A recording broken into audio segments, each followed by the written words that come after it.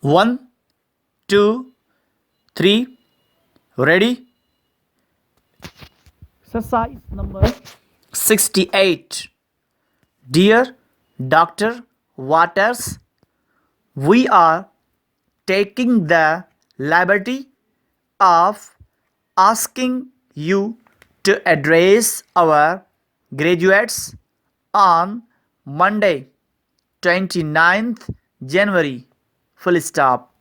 Our principal and teachers, as well as the graduates, would be proud to have you deliver an address. Full stop.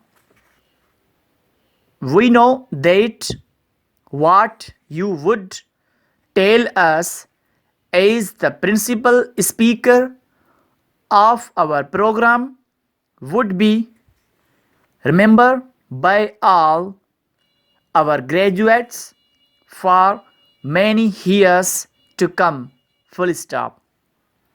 We know that you have many class to speak and that your time is exceedingly valuable, but we feel that you will be glad to talk to us if you possibly can.